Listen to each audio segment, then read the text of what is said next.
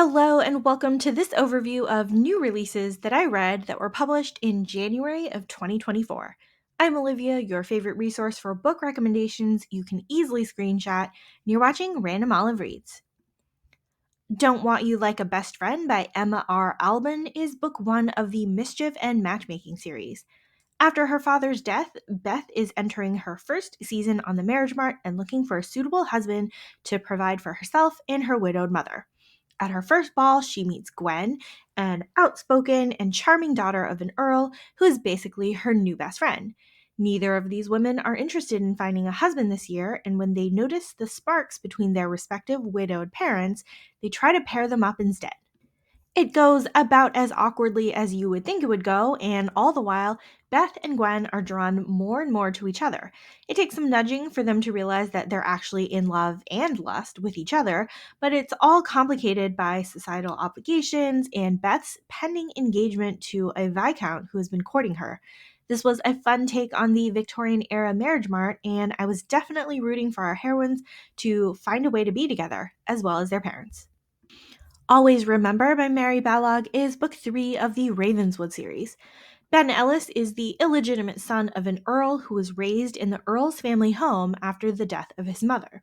While Ben has always been embraced as part of the family, he has had a sense of otherness about him. After a big family scandal, he went with his younger brother Devlin to war, where he met and married the woman carrying his child. After she died of illness, he came home as a single father to a young girl. Now that Ben has settled into his own seaside home, he's considering remarrying, but is indecisive about which woman to court. He's hoping that a visit to his family's home for the summer will help him make a decision. While he's there, he re-meets Lady Jennifer, the sister of a duke who had married his own sister. Jennifer is disabled after a childhood illness and gives off a cheery disposition. However, a chance conversation between Ben and Jennifer has both of them spilling their secrets to a near stranger and becoming friends because of it. This book is a delightful, slow build of friendship, trust, and love, despite their differences in social station. We get to see Ben be a doting father to his child and see that child grow attached to Jennifer as well. If you're a fan of quiet, slow burn romances, this one is another great book from Mary Balog. It Takes a Rake by Anna Bennett is book three of the Rogues to Lovers series. Kitty and Leo were both apprentices to his grandfather's architecture office before Leo suddenly moved to London. 4 years later, he's back in town after his father's death and taking over the architecture business from his grandfather. He has had a long-standing crush on Kitty all this time, even though she had never noticed him in that way, and they always bickered and fought whenever they worked together. Total opposites, just getting on each other's nerves. Well, now that he's back, Kitty is teasing him for being too much of a nice guy to get his dream girl, so somehow she's trading rake lessons for math checking on her latest architectural design. She doesn't know that Leo only has eyes for her, and the transformation is really to spend more time with her. And of course, she's totally confused when she realizes that Leo is actually very attractive. She will need to get over her fear of the nice guy if she wants a chance at long-standing happiness with him. If the Duke Dares by Darcy Burke is book one of the Rogue Rules series. Persephone is being forced into an arranged marriage she does not want after her sister is ruined by a rogue and she runs away from her parents on the journey to meet the prospective groom. She actually ends up meeting the Duke while she's busy pretending to be a widow at an inn, but he doesn't know who she is. At some point, our Duke Acton realizes that his supposed bride is out on the road alone, so he goes to find her and protect her. While they both agree that they are not interested in getting married to each other, they start a slow and tentative friendship. Persephone learns that Acton is not as terrible as his reputation, and Acton learns that he really should treat women better. We get some more of Acton's backstory regarding his relationship with his estranged mother and sisters, which is really interesting to learn, and I liked seeing how these two started to trust each other and enjoy each other's company. A Sure Duke by Christy Caldwell is book three of the McCoys of Mayfair series. Alexandra is a stuffy Marquess's daughter who has been curious about the eccentric McCoy family across the way. One chance meeting with Dallin has both Alexandra and Dallin looking forward to her debut into society where he can claim a dance with her. Unfortunately, Alexandra's father dies and leaves the family without funds, forcing Alexandra to accept an arranged marriage to provide for her mother and sisters. When Alexandra and Dallin meet again, he believes that she is as haughty as he expected, and she believes him to be cold and unfeeling. But it's pretty much all due to her keeping secrets about her family circumstance and him being jealous that she's already engaged. When Alexandra's sister elopes with Dallin's cousin, they both end up chasing after the couple to prevent scandal. And of course, as they travel together, they do finally kind of sort of communicate with each other. The Charmed Heir by Mary Farmer is book 4 of the Secrets of Nedworth Hall series. We are all at a matchmaking house party, and wealthy heiress Charlotte is paired up with an impoverished Viscount Dante, and they're both pretty smitten with each other.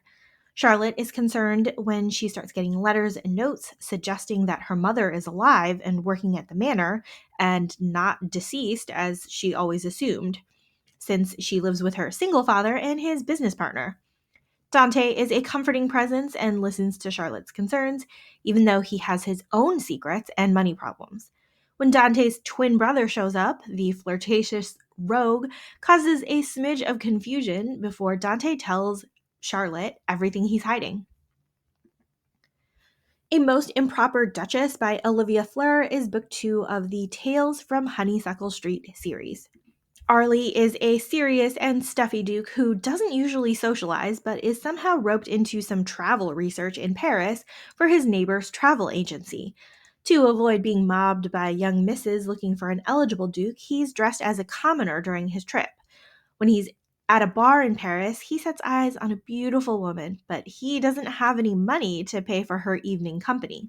Vivienne is a ballet dancer slash courtesan who has not had a steady patron in a while, so she's looking for someone who could provide more support than the seemingly penniless Arlie. He bargains with a jeweled cravat pin that she show him some of the sights of Paris for his travel guide. In the course of spending time together, Arlie is easily smitten and enjoys the carefree man he becomes when he's with her. He very quickly proposes marriage and brings Vivienne back to London with him, with the surprise that he's actually a very wealthy duke. Vivienne ends up needing a lot of tutoring and adjusting to cope with Arlie's position in society, which causes a bit of strife, but she's willing to make it work to stay with Arlie. Her Adventures in Temptation by Megan Frampton is book 3 of the School for Scoundrels series. Myrtle is the outspoken, awkward, mathematically inclined sister of a Viscount who wants to avoid marriage and start her own financial consulting agency. When the painter her brother hired is asked to leave a house party, Myrtle takes the opportunity to hitch a ride to London with him. Simeon is an illegitimate orphan who was adopted by an independent female painter and basically taught to prioritize his art above all else. However, the soft hearted Simeon seems to give away his money to the needy at every turn and has none of it for himself, causing him to take on portrait commissions he doesn't like and to take Myrtle's money to help her go to England. As these two spend more time together, it's clear that they have an opposites attract sort of chemistry. Somehow, Myrtle gets caught by her brother and then forced to assist in her niece's debut, but she has no social charm or graces, so she recruits her only friend in town, Simeon, to assist. They end up in a fake engagement to preserve everyone's reputation, but still fall in love with each other despite wanting so much to hold on to their independence. Any Duke in a Storm by Amelie Howard is book 4 of the Daring Dukes series. Everyone is at sea in this one with danger and smuggling and covert spy operations. Lisbeth is all the things here. She's a countess, she's a British spy, and a dangerous sea captain. She's deep undercover to bring down a smuggling ring on behalf of the American government. Somehow, she gets entangled with Raphael, the son of a disgraced French duke, who is part of that smuggling ring, but really just seeking revenge against his uncle for betraying his father. These two bicker and fight and struggle for dominance, all while lusting after each other like crazy. This one was high on the steam and high on the action adventure. Winning My Wife by Allie Hudson is book 3 of the Most Imprudent Matches series. We finally get the story here of how the kind and caring vicar's daughter Kate ends up married to the oblivious and selfish Hugh. They had met awkwardly a few times in society as Kate is chaperoned by her Duchess aunt, but clearly do not get along until they get caught in a compromising situation and need to get married.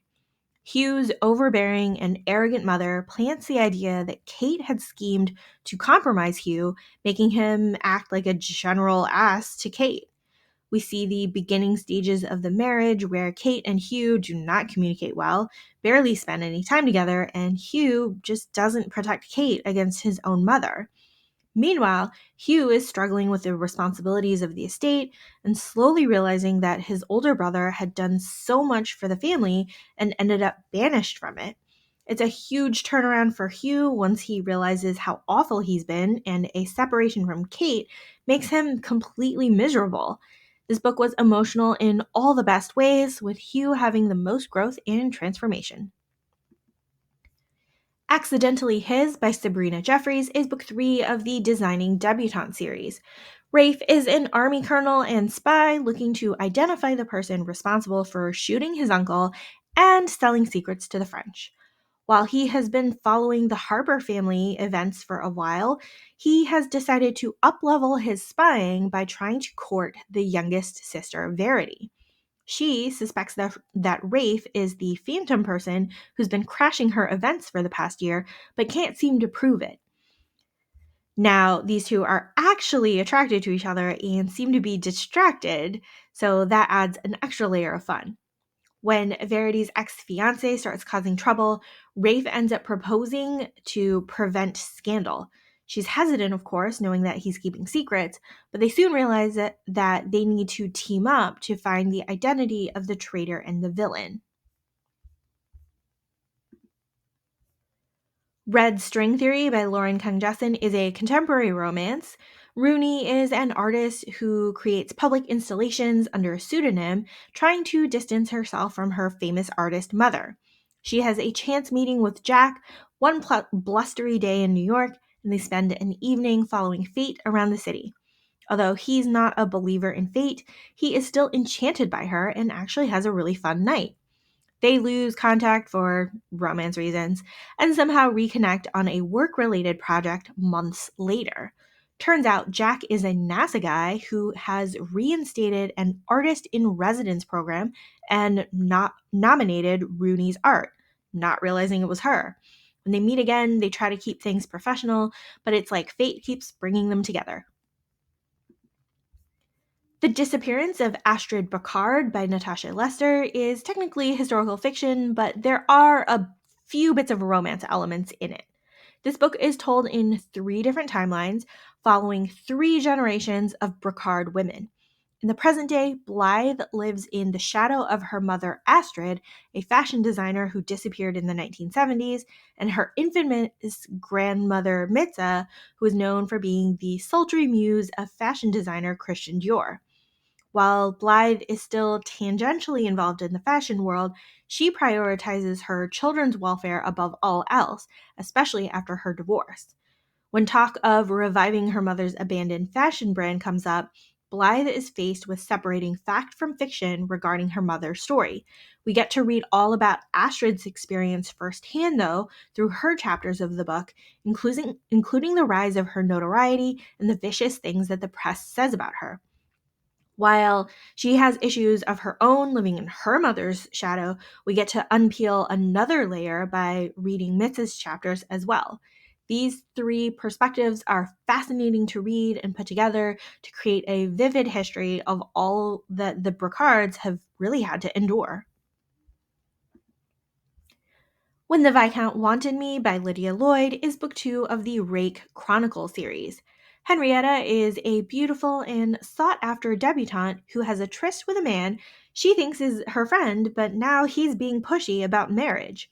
Trem overhears the man lamenting over Henrietta's rejection and thinks that the guy is just trying to ruin Henrietta's reputation. Being Henrietta's brother's best friend, Trem tries to resolve the issue by questioning the lady. Turns out the pushy guy's accusations were true, and now Trem sees Henrietta in a new and attractive light. They pretty quickly start their own affair and end up engaged in the process. Henrietta has had a long-standing crush on Trem and is pleased that he desires her in return, but she's keeping secrets about her parentage and worries over Trem's reaction. Now, this book was high on the steam, quick on the getting together, and also high in external drama. Never Blow a Kiss by Lindsay Lovis is book 1 of the Secret Society of Governess Spies series. Emily is a governess with little training and a fake identity who is approached one day by a woman called the Dove who runs a network of governess spies. Emily gets placed into a household specifically to uncover more information about the aristocrats who live there. Meanwhile, Zach is an ex-military man turned wealthy detective looking for a serial killer in town. Zach and Emily are constantly bumping into each other, flirting with each other, and well on their way to developing a relationship. Except that Emily is keeping secrets about her not-so-pleasant past and thinks that it will ruin Zach's reputation and career to be associated with her. While they're on the hunt for the serial killer, Emily and Zach's relationship also gets stronger and they become more enamored and entangled with each other. This book definitely kept me reading to figure out Emily's big secret and to uncover the big villain of the story. Jilted in January by Kara Maxwell is book 1 of the Rake review series. Shipping merchant's son Edward breaks an engagement with a duke's daughter Persephone to protect her from society scorn for associating with a half-Chinese tradesman. 10 years later, Edward needs the help of a certain investigator to find his younger brother who has been kidnapped and ransomed. Turns out that lady is Persephone. She's hesitant to take the case, but she has a soft spot for the younger brother, so she agrees. Of course, Edward and Persephone find that they're still attracted to and in love with each other, though they're certainly more bitter and wary now. The mystery with the kidnapped brother is interesting and engaging, and it was fun to see our two main characters bicker and flirt with each other. Snowbound with the Suffragette by Ginny B. Moore is a novella that is part of the Flowers Sister series. This one's just a quick little snowstorm scenario. Garrett and Sadie have been working together at the Suffrage Society, mutually pining for each other and basically too scared to make a move. They get stuck together in a snowstorm, low on heating fuel, so they cuddle it out and actually talk to each other about their feelings, and then maybe they more than cuddle for a little bit. Thank you so much for watching this video about new releases for the month. Hopefully you found a book or two to add to your TBR. Links to all of these books are in the description box. Like and subscribe to get updates, and you can follow me on Instagram at randomolive.